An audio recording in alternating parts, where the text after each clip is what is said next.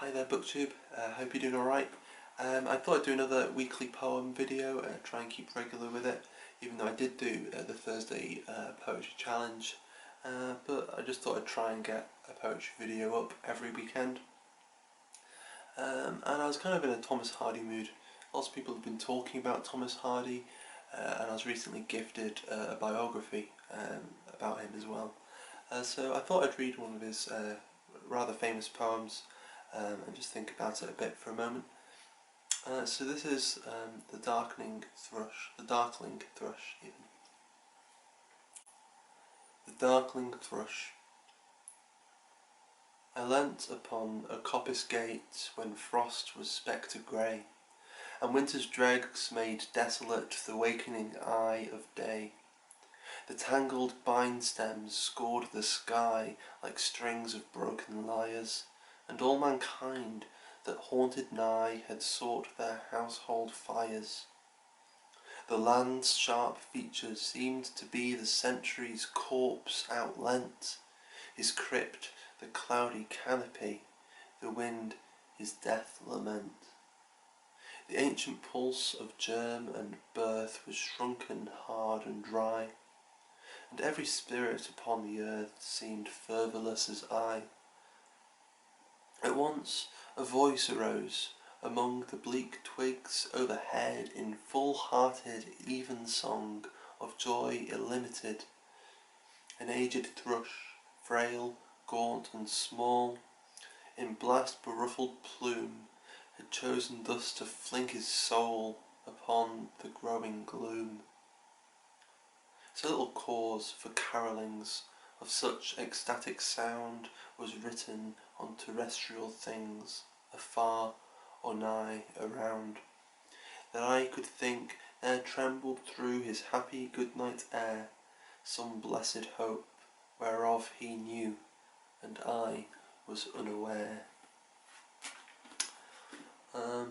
Yeah, I guess I just love this poem for its pessimism. The second stanza there, I just love. The land's sharp features seem to be the century's corpse outlent, and just, you know, the bitterness and the sharpness and jaggedness of winter there, I think is just great. And then this little sort of one-liner almost at the end, some blessed hope whereof he knew and I was unaware.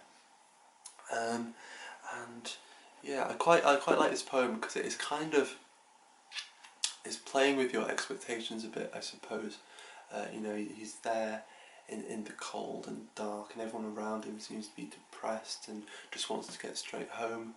And then he's just, you know, there, and he hears the bird singing.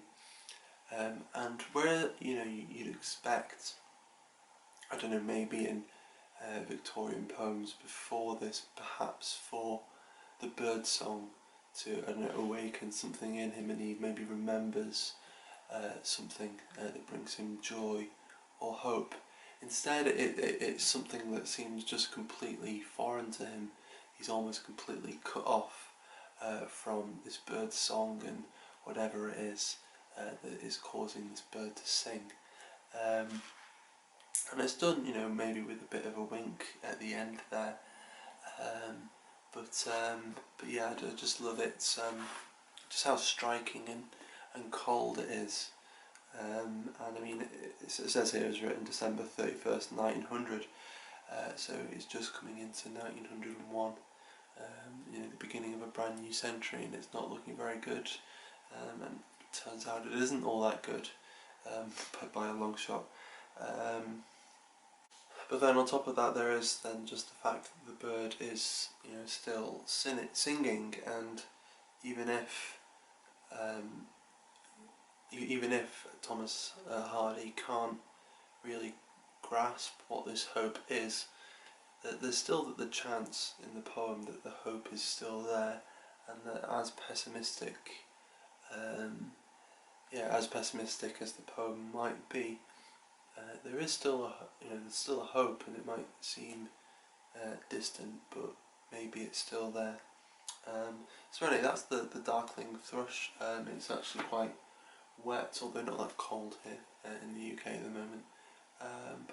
Yeah, thought I'd share that with you, and I'll see you again some point soon. Alright, take care.